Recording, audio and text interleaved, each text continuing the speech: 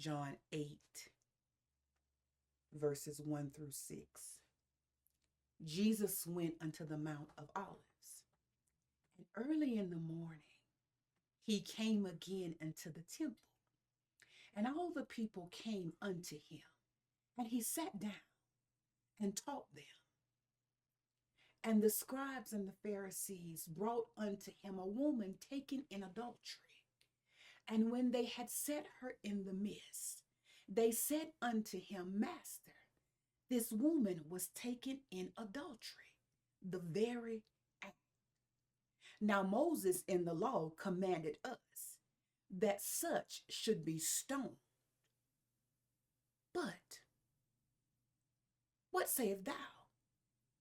This they said, tempting him, that they might have to accuse him. But Jesus stooped down and with his finger wrote on the ground, as though he heard them not. And if I could use for a subject message on today, I would like to use the accuser versus the believer. The accuser versus the believer. And just to give you a little backdrop, we know the accuser is the person that is making the accusation against someone. The accuser is the person that has found fault or is trying to prove that there is fault on another or in another person. And I'm glad that I'm going to ask Aretta to do this just to, well, matter of fact, she doesn't have to do that, but whenever you see a case title or a court title or a court pleading, you will always see the plaintiff versus the defendant. So the first name that you will see is the plaintiff. And this is why our subject is entitled The Accuser versus the Believer. Because how many of us know that your accuser always has a problem with you? He is always bringing up a complaint against you. He is always trying to find something wrong with your walk with God. He's trying to find something wrong with the way that you pray. He's trying to find something wrong with the way that you give. He's trying to find something wrong with everything that you do for the glory of God. But that is not his only tactic that he uses. And in a court setting, in a courtroom, you have what they call a lawyer. You have lawyers, and the lawyers are defending either the accuser or the believer. And if there's a point in time that sometimes the plaintiff or one side or the other will get so aggressive with a witness that the lawyer has to actually stand up and make an objection. And in the courtroom, that is called badgering the witness. And when you badger the witness, it is an objection that the counsel or the lawyer makes during the questioning of a witness. And basically what they are saying is that whoever is asking the questions has become so hostile in their question asking that it is not beneficial for their client to answer the questions, or that they are asking questions that they are not really seeking the facts for. They are just asking the questions trying to be argumentative. Oh, did somebody just catch that? That is called badgering the witness. When you are asking questions and you're not really looking for an answer. Matter of fact, if you're not even really looking for an answer, you're not even really looking for the truth. Do you know that some questions that you are asked are not about the truth? They are to become, or they are there to actually be argumentative. They're there to be argumentative. They're there to get you in such an uproar that you lose your composure. Has that ever happened to anybody, that you're dealing with something or somebody's asking you questions, and then when they're asking you questions, there's something that clicks in your head that says they don't even really want the answer. They're just trying to be argumentative, and if I could bring it to a common ground now, well, who you voting for? They don't even really want to know who you're voting for. They don't really want to know how you feel about, whatever your perspective is on either side of it. They just want something to become argumentative about. They're trying to find an open door that they can really go in and see what they can actually get out of it. And badgering the witness comes in the form of argumentative questions where the attorney asks or the lawyer asks questions to the witness, not about facts, but to make a conclusion from those things that are being said. Again, it's not really trying to get to the truth. They are more focused on asking questions in a way that discredits the witness, or they're trying to cast doubt on what the witness has said to hang the jury. Come on here. Sometimes the questions that are being asked to you, they are being asked. So watch this. You do not get the results that you were hoping to get. Did somebody just catch that? Pastor Fran just said something, because every question that is asked to you is basically not a question because it is, it wants to know what you really think. It's basically being asked in a way that it can actually change the outcome of what already has been purposed and promised for you. Witness badgering is not about facts. And we oftentimes, as believers, are witness badgered. Has anybody ever been witness badgered? And basically let Pastor Fran help you so you can be able to better relate to that. Sometimes when you're going through something, let's just say you're going through a health challenge. We know that T just got out of the hospital. I can only imagine what the enemy was trying to tell her. How is your life going to be after you get out the hospital? What is this going to be like? What are you going to do? How are you going to pay the bills? And, you've been out of work for all of this time, and, this and that and the other and all of those things. He was not basically probably asking those questions because he wanted to know what T's response was. He was asking T those questions because he was trying to cast doubt in T's mind about what she was believing that her God could do. Or even when, we're dealing with a financial situation and basically the enemy tells you that is how is God? Has anybody ever asked that? Has anybody ever been asked that question? How is God going to do this? You looking at this, you looking at what's got to be paid versus what you have in your hand. And then the first question that the enemy asks you is, how is that going to get paid? Has that been anybody else other than me, just me? How is that going to get paid? How is God in this economy? How is God going to do that?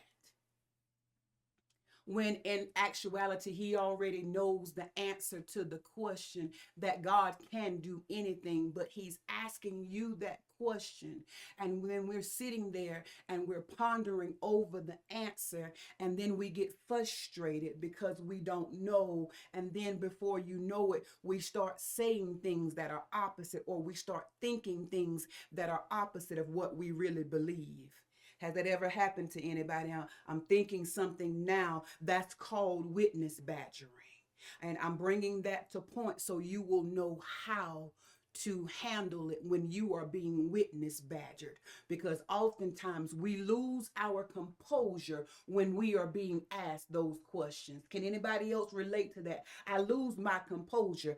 I was believing God, but then when all of these questions about how, when, and where started coming into play, if I wasn't careful, I would lose my composure. I would lose my composure, and I'm starting to try to think within my limited ability, oh my, how is God going to do that? How is God going to do that? And then before you know it, I'm spiraling down because I just can't figure it out. I can't figure it out. And now my anxiety level is up. My stress levels are up. and I'm just thinking things. And then the reason that the enemy wants you to start thinking things, because if he can start to control your thoughts, then he's in a better position to control, watch this, what's coming out of your mouth. And then when he can control what's coming out of your mouth, he can control your reactions and your responses. Ooh. Pastor Fran just said something. I'm trying to give you insight on how the enemy is working. So whenever you start to see those things, because watch this, remember we said in the courtroom, whenever the lawyer notices the line of questionings going the wrong way, he will stand up and he will object to it. Oh, come on. So what Pastor Fran is trying to do for us on today, I'm trying to actually give you the information that when you see the lining of questioning going in that way to badger the witness, because how many of you know that you are the witness that God has set forth in the earth? To be able to not only tell of his goodness, but to show of his goodness. Your life is meant and purposed to reflect the power of God's word. And anything that the accuser can do to distort that image, he will do that. Anything that the accuser can do to make you change your story, he will do that. And oftentimes he does it with a line of questioning. How many of us know that we were fine in believing God until we start being asked all those questions? I was doing good until all those questions, like, as we say, just popped up in my head. No, those questions just didn't pop up in your head. They were strategically asked for a purpose. And the purpose was to get you to change your story, to get you to change what you was thinking. Because as long as your mind stayed on the promises of God, you were fine. You were fine. But the enemy comes with a line of questioning to deter you from that thought, so he can actually get you to change your perception on it. And then your anxiety levels goes up, and then you're all worried and you're flustered, and then you can't even really think straight. And then the confidence that you once had, it is slowly dwindling down. You don't even have the confidence that you once had, all because the line of questions that you were being asked. And most of us don't ever we fail at being a witness, because when we are called to be a witness, there is a response that is required. And most of us, when we are asked those lines of questioning, those questions, we don't respond back. The first thing that we do most of the time is start thinking. Come on here. We never respond back with what we know. We start thinking on what we're being asked. Come on, can anybody else relate to that? I don't respond to the question, but I start to think about what I'm being asked. And when I feel like I don't have a suffice answer, or I can't give the answer enough in details, I become frustrated. But how many of us know that sometimes the best answer is just that God will provide? I don't have no details. That's the best answer I can give you, because I'm speaking to what I know. And oftentimes what happens to us is that the enemy is trying to get us to give details about something that we don't know. And then we lose focus on what we do know. Woo, that was powerful right there. Because I know that God will provide. What I don't know is the details of how he's going to do it. Can I get a witness on that? I know that God is going to provide, but I do not have the details at how he's going to do it. And oftentimes what happens to us is that the enemy tries to trip us up on giving details about something that we don't know, that we lose focus and we do not witness to what we do know. Whew. It was never my job to know the details. It was always my job as being a witness, was just to give the information that I do know. and state what you do know and hold your position on what you do know. Well, how the bills gonna be paid? God will provide. How is your healing going to take place? God will provide. When is the marriage going to work out? God will provide. When is things going to get better? God will provide. But when I start trying to get into details of it, when, where, and how, what rock is he going to use? What raven is he going to use? What bird is he going to use? What donkey is he going to use? That's enough to make me lose composure right there. Did you see how I started stuttering right there? Because those are things that I don't know. But as long as I stuck to what I know, I operated in a confidence that I was not shaking and I was not moving. God will provide. God will provide. And Jesus is the best witness, because when we look at our text, Jesus is being witness badgered. They have concocted this whole scenario with the woman who was caught in the very act of adultery. And I don't have to give you graphic details of what it means to be caught in the very act. That means there was a lot of skin that was revealed, and there was some intimate moments that only the people that were there should have been witnessing. So it was basically a setup. I want you to understand that it was basically a setup. It was basically a setup. And if you notice and you read and you do study on it, it tells you that they brought the woman, but they did not bring the man. And if it was really about truth, come on, if it was really about truth, if it was really about doing what was righteous, why did they only bring the woman and not the man? But then even as we go into our text and we keep reading, and it tells us in verse 6, it said they brought this woman before Jesus. But then it tells us why they brought the woman. Look at this. They tell us why they brought the woman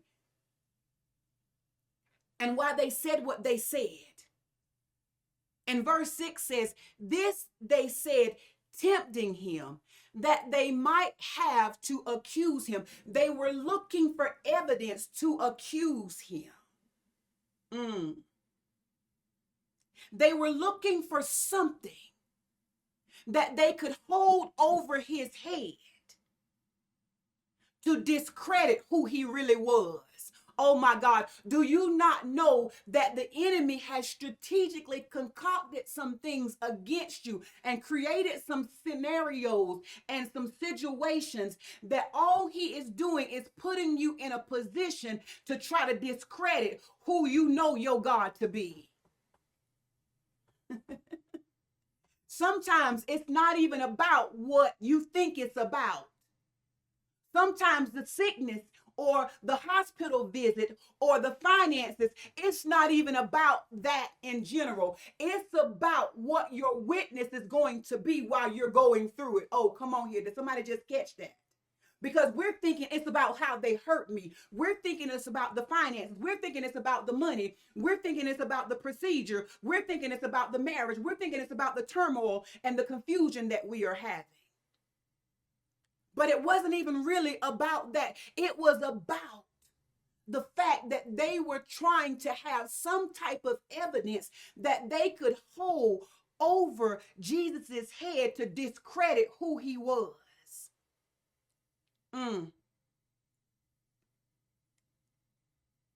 Some of the situations that you are dealing with in life, they are only there to prove your witness. They are only there to prove if you are who you really say that you are in God. They are only there to see if you really believe God the way that you say you believe God. So they brought this whole concocted situation before Jesus. And let me show you how Jesus modeled out how to be a good witness. And it says in verse 6, this they said, tempting him, that they might have to accuse him. But Jesus stooped down and with his finger wrote in the ground as though he heard them not.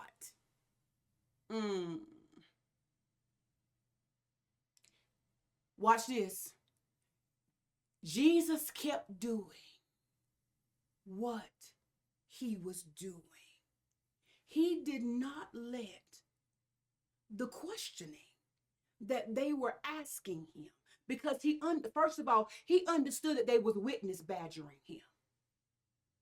Anytime you are being witness badgered, do not be quick. I want somebody to write this down in their notes. Do not be quick to give an answer.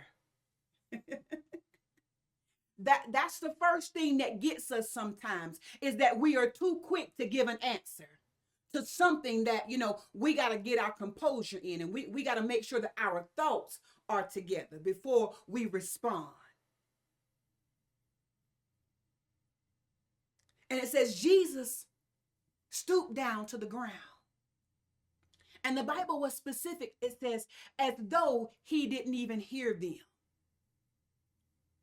He did not pay attention to the questionings that they were asking him. It's not, watch this. The Bible said, it did not say that he did not hear them. He responded in a manner as though he did not hear them, because he knew the intent of the questioning. Anytime that you know that your accuser is the one asking the question, you already know his intent. Because he comes to do what? Somebody help Pastor Friend out over in the chat section. We know that he comes to kill. Come on, help us out. He comes to do those things. And so anytime he brings a line of questioning, it is with those intents that he is asking the questions. Has anybody ever thought about it like that? No, because most of the time we start thinking that we have to answer, and then we get frustrated in trying to answer something that was meant to kill, steal, and destroy. It's trying to kill your faith. It's trying to steal your joy. It's trying to destroy your confidence in God. But we're feeling like we have to answer. It's not that you don't have to answer. Watch this. It's not about answering quick. It's about answering accurately. Oh my God. Did somebody just catch that? It's not about answering quick more so than it is answering accurately. And sometimes we're focused on answering quick, and then we don't answer accurately. But Jesus, being the perfect witness, he stooped down and started writing on the ground. And there's much speculation about to what he was writing, and there's still no definitive answer to what he was writing. In my mind and in my opinion, it does not even matter what he was writing. I'm trying to look at the model, what he was modeling out. But watch what happens. They didn't stop with that. And verse 7 said, so when they continued asking, has anybody ever been believing God for something, and then you make one declaration, the enemy asks you, how is God going to work that out for you? And then the first thing you do, God going to make a way for me. And you think that's going to be the end of it. You said it one time. But then the question comes back again. Has anybody ever dealt with that other than me? The question comes back again. And you're thinking that the question, come on, is coming back because you don't have faith. Woo! Because if I had faith and I answered the question right the first time, then the question shouldn't have came back, right? No, it comes back again because it's trying to make you feel like and think that you didn't get it right when you answered it the first time. You're thinking that you don't have faith. Well, if I have faith, then I should, it shouldn't have came back. Or if I did it right, then, it shouldn't be here again. Or, you start to think all of those things about yourself, but not understanding that it's the enemy's way of asking you the same question, trying to get you to give a different answer, because all he's trying to do is to discredit you. You're thinking that you don't have faith. In all actuality, you do have faith, but it's also your responsibility to give the same consistent answer. Woo! And you've been thinking that you don't have faith, so maybe I need to answer differently. Maybe I need to respond differently. No, all you need to do is make sure that you are a consistent witness and you are saying the same thing, even if they get tired of hearing it. I don't care how many times you are asked the question, well, how is this? Well, how is God going to do this? And how is God going to do that? God will provide. God will provide. How is God going to fix the marriage? God will provide. How is God going to fix my finances? God will provide. How is God going to fix this country, this nation? How is God going? God will provide. God will provide. And oftentimes what happens to us, we're thinking that we don't have faith, and then we lose hope because we're putting in all of this study. We're coming to life support. We're coming to corporate prayer. We're coming to Sunday service. We're coming to everything. And then during the week, we're listening to manifest. We're listening to everything to encourage us. And then we're thinking that something is wrong with what we're doing, and we're getting discouraged.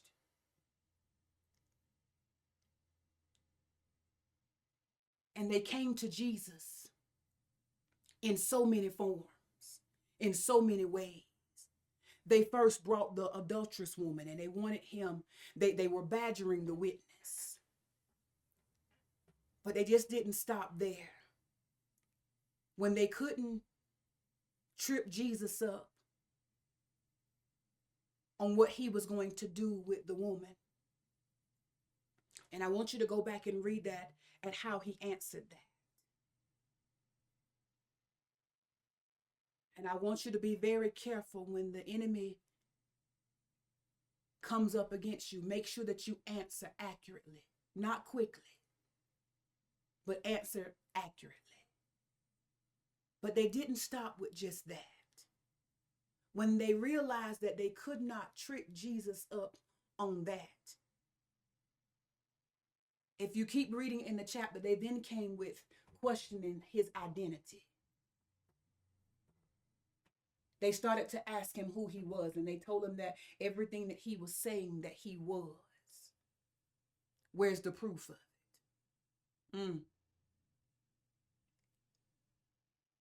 Whenever you make the declaration that you love God, because the Bible said, if you love me, you will keep my commandments.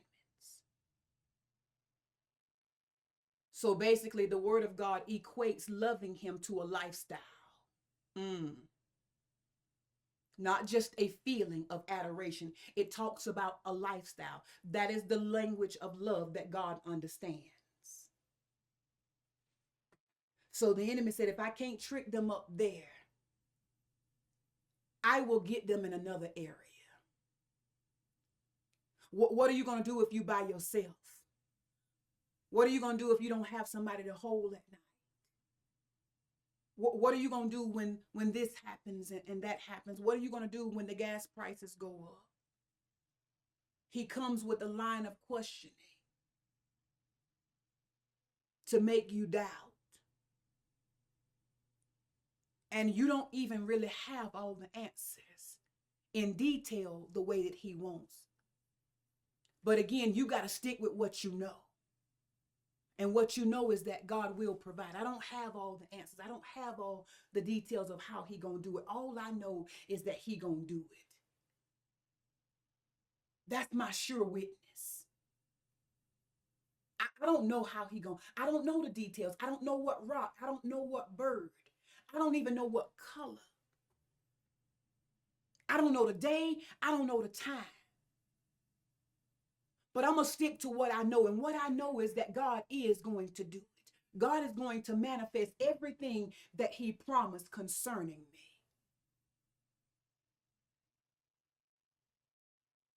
And sometimes we're getting badgered because we're trying to give, come on, we're trying to give details on things that we don't even really know for sure. And we pivot away from what we do know. God will provide. And in this text, Jesus goes on, he goes on, and he goes on, and he tells them, he said, I know who I am. He said, I know who I am. I know who I am. I want to stop and ask you the question, do you know who you are? And Jesus tells them, he said, I'm able to make these statements that I make. He said, because I do the will of my Father. He said, this is where I get my confidence from. And I want to share it, and I want to put this with everybody. I want to put this in your hearing for the believers who know that you are doing what God has called you to do. Be confident in everything that you are decreeing and declaring. Do not let the line of questioning that the enemy is asking you throw you off. Stick with what you know. Stay with who you know. And believe God. Some questions that you are being asked about your situation, you don't even have to give an answer for it.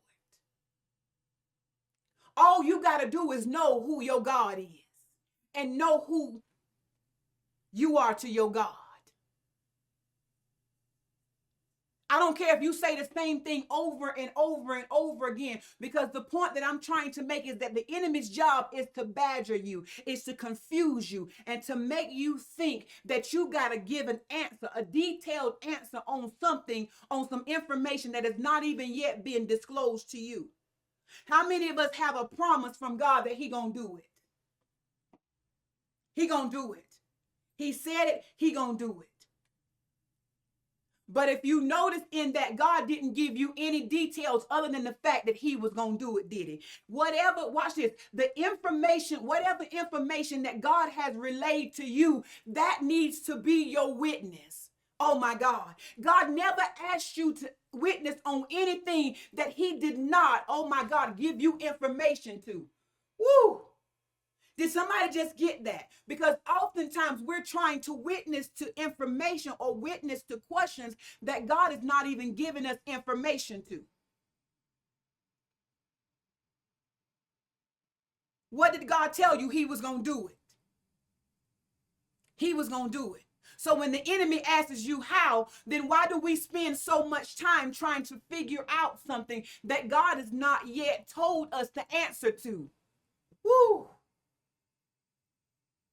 Because that causes our frustration. That causes our witness to be inconsistent when we're trying to give detailed information on something that has not even yet been disclosed to us.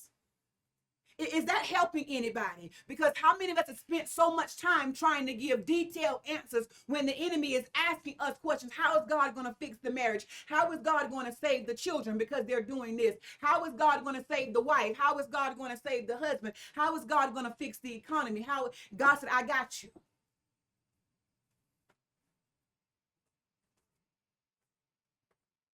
I got you.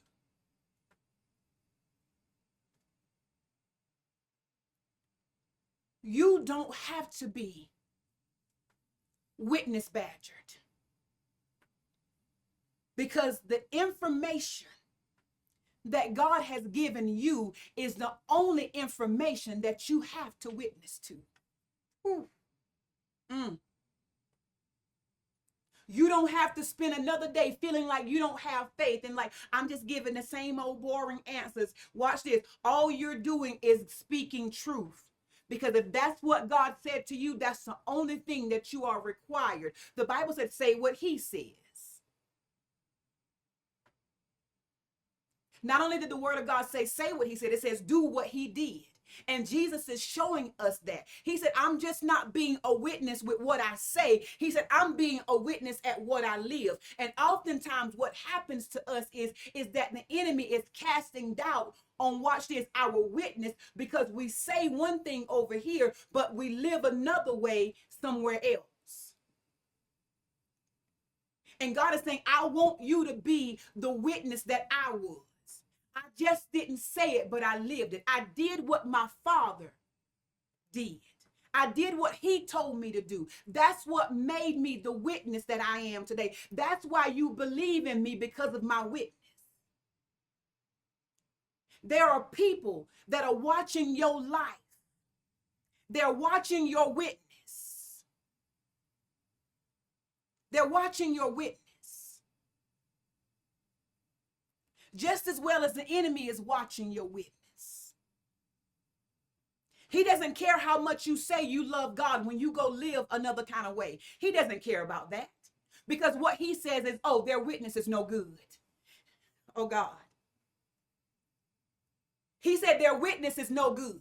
I don't care how much they come to church. I don't care how much they come to Bible study. I don't care how much they come to corporate prayer. I don't care how much they give. He said their witness is still no good.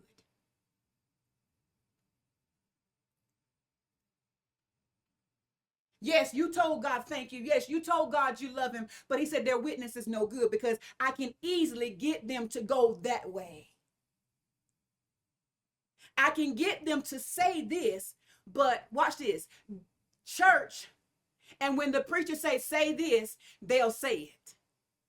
But I don't even have to be concerned about their witness. I don't even have to be concerned about their effectiveness, because I know what they're going to do when they get out of church. So he asks you, when you get out of church, don't you want this? Don't you feel like you should have that? Come on here. Oh, and let me give this best one for you. You deserve it. Come on, did anybody else get that? You deserve it. Whether you deserve it or not is not the question. The biggest thing is it time for it? Oh God. Is it time for it? You deserve to be loved. You deserve to be held. You deserve to have somebody to come home to. That could very well be true, but is it time? Because getting something you deserved out the timing of God is still disobedience. It only defects your witness. It defects your witness.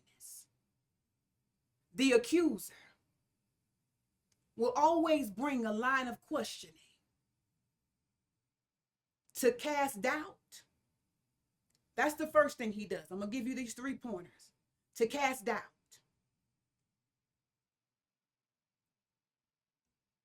To make your witness ineffective. Number 2 is to make your witness ineffective. And number 3 is to get you to move out of the timing of God. He comes to kill. He comes to steal. And he comes to destroy. Jesus was the perfect witness that we have to model our lives by, so that we don't get caught moving out of the timing of God, being doubtful as it pertains to the promises of God, and answering too quick. Those are the 3 areas that I'm asking you to focus in. Moving out of the timing of God, doubting the promises of God, and speaking anything and everything contrary to what you're believing God for. You don't have to answer quick. This word is trying to sharpen our effective witness, not our defective witness, but our effective witness.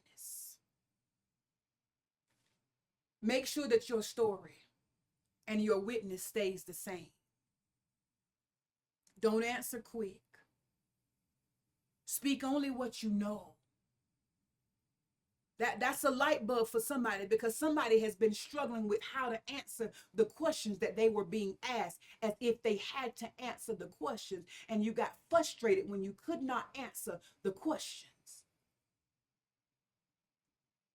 But the lining of questioning was only to put you in a position that you decreed and declared what you knew.